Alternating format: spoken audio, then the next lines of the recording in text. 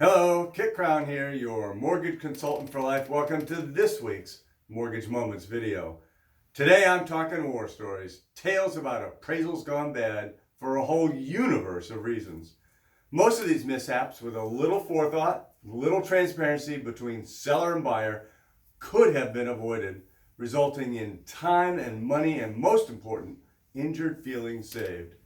Some of these misadventures are almost everyday occurrences, things that seem like they should be common knowledge by now, but they aren't. And others are so obscure that you honestly can't anticipate them. They are lightning strikes that you never see coming. I have two favorite examples along the lightning strike variety. One happened this spring where the appraisal came in low and both agents came after me saying my appraiser didn't know what the heck he was doing. When the appraiser pointed out that the reason the value was lower was because the seller was advertising more square footage than actually existed, the listing agent said it wasn't fair because her seller had been paying taxes on what they thought they had. And shouldn't that count for something? No, was my answer. The other happened several years ago in a condo. The appraiser let me know afterwards that the inspection was the most disgusting inspection she had ever done. Why? Because the condo owner was a bird lover, literally dozens of birds flying freely around the inside of the unit, and her system for feeding them was to grow worms in the shag carpets. The appraiser said the carpet was literally shimmering with live worms crawling around, and she was squishing them as she walked from room to room. Disgusting. So what are the common things that go awry, not those extreme examples, and why are these so important? Well, it's critical to remember that one of the primary missions that appraisers have is to assess whether the house meets basic property condition standards and has the necessary elements, heat, water, electricity, sanitary disposal for occupancy. Appraisers also are looking to make sure that the home is safe to live in. So they're looking for the things that could pose a risk to the homeowner. Now, appraisers are not home inspectors, so the things they identify are the glaringly obvious ones, the things that don't work but should, and the things that present a hazard and shouldn't. Here's just a few examples of the common things that go wrong with the deals that I've completed just this year. At least a dozen times, appraisers have reported missing handrails, almost always the ones that are leading to the basement. But the rule is that they're needed wherever there's more than one step. Contrary to the common misconception that this only matters with FHA mortgage, the truth is that it's a safety issue. Handrails keep people from falling downstairs. They do. And here's the thing.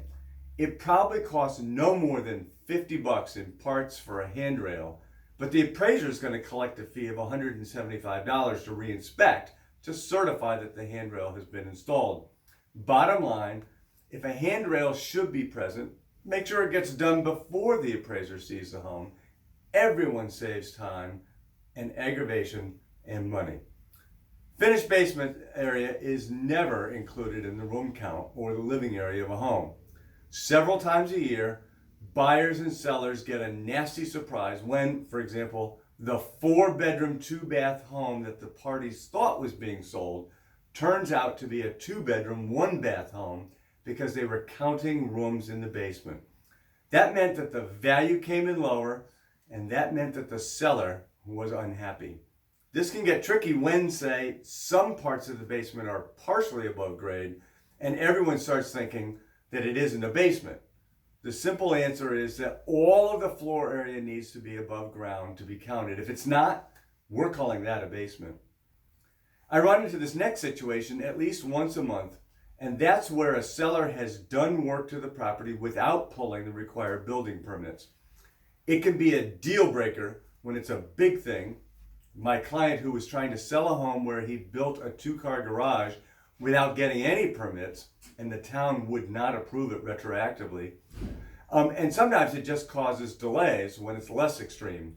The seller who has to remove an illegal second kitchen in the basement before the deal can close. This is one of those situations where, as a buyer, you should be asking whether any work had been done where a permit should have been pulled, or a permit was pulled but never closed out, before you sign the contract. If you're the seller, well, the bottom line is that you need to address these issues before you list a property so that your deal doesn't stall or collapse at the last minute. There are lots and lots of other examples, but the ones I've highlighted illustrate what everyone needs to be focused on. The appraiser is there to verify that the property is what it is being marketed as, functions properly, and doesn't have any illegal conditions. Going into either side of a sale as a buyer or a seller with your eyes wide open means that there won't be any deal-killing dragons along your journey. Well, that's it for this week. Thanks for watching, and remember always that I'm here every day to help solve the problem that living life on life's terms sends your way. Keep my number close by so that you can reach me anytime you need my help, or anytime someone you care about needs someone who will care about them as much as I care about you. See you next week.